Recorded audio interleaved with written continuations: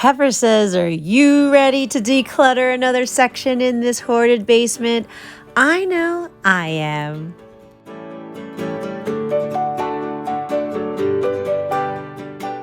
Miss Pepper is very excited about the newly opened spaces in the basement, and she cannot wait until we open up another section in this hoarded basement. And in this episode, we're going to continue digging out the middle of the basement, opening up more and more space. Now, right now, hubby's working on the light fixture. It's not working at the moment, so I'm going to do my best with lighting. He just has to pick up a part and then he can fix it later today. So for now, we're going to use this kind of lighting. So we're going to start digging out in this section right here. That's what feels good in my heart. That's what I feel strong enough to start decluttering and letting go. And when Pepper and I are ready to declutter, we like to get started by scanning the area and looking for the easiest thing to let go of. That way we can get our decluttering momentum going, building up that confidence. And the easiest thing to declutter, of course, are the cardboard boxes, but there's some stuff on top of it. But I see another little one back here. This is going to be our first tossy. And underneath of that are papers that I used to print out for Brandon when he was like 2 years old, these Christmas pictures so that he could color them in. And back then we were financially strapped and he was only 2, and I just thought of these fun, frugal ways for him to enjoy things. Like, yeah, see, this was printed in 2010, so he was 2 then. And though it is emotional to me, I actually feel like I can let these go because he didn't color them. And underneath of that is plastic bags that I used to hoard. See, this is like new territory. I've never decluttered this section before. That's why you're seeing all this old stuff. This is where all the cardboard boxes are. This is where all kinds of older pieces of paper are. And I've healed enough in my past trauma and my hoarding where I can let these things go a lot easier. Now, let me move up to the top before this all starts to tumble on me.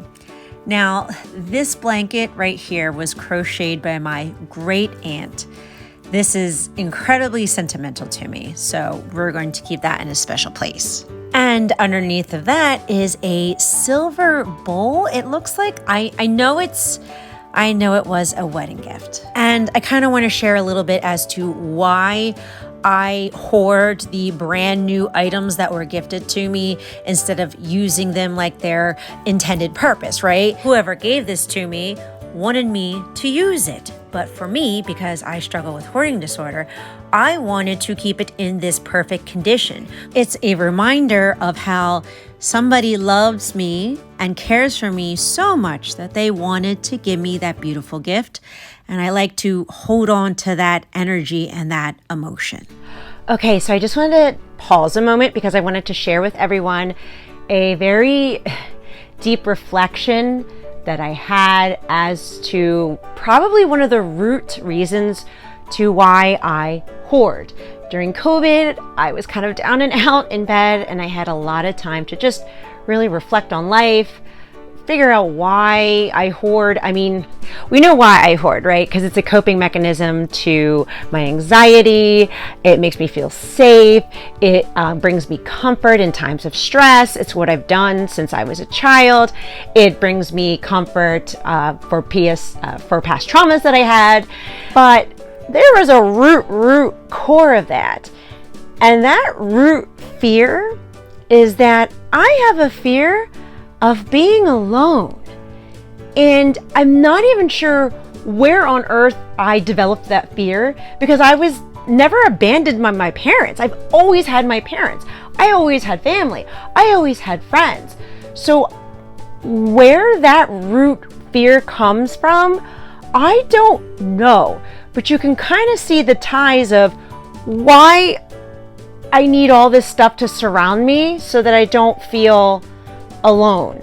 Because when I'm decluttering and I'm opening up spaces in this basement, I feel I'm happy and I'm nervous, like really nervous and anxious. And I tell myself, like, look, you did amazing. You opened up a space. This is awesome. And I tell myself that to play that record in my head. But in my gut, I'm scared of it. It's one of the reasons why when I see like extreme minimalism or a completely open space, it terrifies me because it reminds me of like scarcity and lack and poverty and barren and loneliness. And I think that's what it is. It's loneliness. So I am going to dive in deeper in a separate video because I do believe at my root core, that is the primal fear that I was basically born with. I always had a fear of being alone.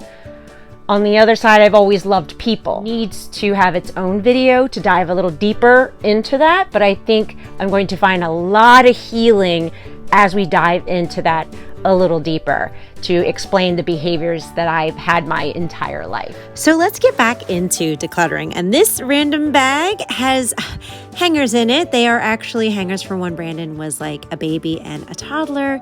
So we will let them go. And we can finally get to this box. This is a tossy. Same with the bubble wrap. I don't need to hold on to that anymore. And on the side here are some old Christmas cards. Now this kind of reinforces that loneliness fear. I have always kept Christmas cards and it always brought me a comfort to keep them. And I think it's because subconsciously it was a reminder that I'm not alone. Look at all your family and friends that want to wish you Christmas. So it just kind of calmed that fear down as a reminder that I'm not alone. But now I've grown and we can finally let these Christmas cards go. And I always said that this YouTube channel was the catalyst in my recovery in hoarding, right? When I created a channel, I knew that I just wanted to be open and honest about the truth about hoarding disorder and to just express my emotions and hopes of helping other people. And as the channel grew, each and every week we were decluttering and I was reconditioning my nervous system to say, see, it's okay to declutter and I'm still safe. But what the true healing was that I can recognize now is that it was because of all of you and the beautiful relationships that we have developed, the stories we have shared. We have created this beautiful YouTube channel. What it really did was let me know at my soul and at my core that I was not alone and I was never alone. And I need not fear that anymore. And that is why every single thing I just showed right now in this clip, I'm letting go of all of this stuff. And I actually feel good and freer and lighter that I can let this stuff go. I mean, just a year or two ago, this stuff had such a strong hold over me and I had such a tight grip, but now it's almost strange to not feel these attachments. And it feels good to be able to say, you know what? I can give all this to somebody else. We're going to bless another mama with all of these clothes. And because we are working through those emotions and past traumas and releasing them, we're also able to release all of this stuff too. Now, let me just pause a moment because I want to show you the Atari. This is actually very cool. This was hubby's. It's going to be up to him to let this go or keep it, but I don't know. I just thought it was really cool and nostalgic, especially from the 80s. But mostly everything that you see underneath of that, we're letting go of. It's a tossy. And if you struggle with hoarding disorder, I want to let you know that you're not alone, but I want you to start to identify what those deep-rooted fears are and those past traumas are so that you can start to work through them. You can start to identify why it triggered these hoarding behaviors. Now, don't be doing it all at once now. Pick one and start there. And give yourself love during that process, because I know you don't want to deal with those emotions, and it's masked itself as adorable Christmas cat decorations, but I promise you, It's where you're going to find your healing. It's where you're going to feel freer. And I personally know that you want to feel that freedom because I know deep down inside, you don't want to hoard it home anymore. And I am so happy to say that hubby was able to fix the light to shine brightly in the basement and show you our amazing tossy pile. And Miss Pepper is so proud of everything that we let go of. Now, of course, I am going to recycle everything as best as we can. That's going to be easy because mostly everything is cardboard boxes and paper.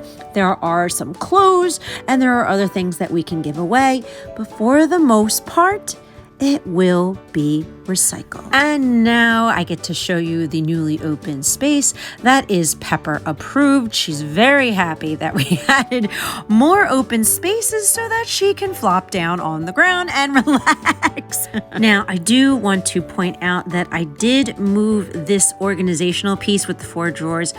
I did move it to the side for now.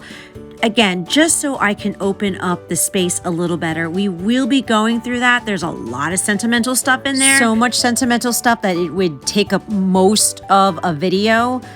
But we are definitely going to get to this piece soon. But for this video, it was very important to share that deep-rooted fear of being alone and how it tied in with my hoarding disorder, because I just want to bring light to all of this, because this is where we find our healing. This is where we find our growth.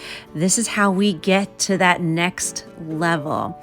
And my hope and my prayer is that this video motivated and encouraged you to declutter something in your house today too.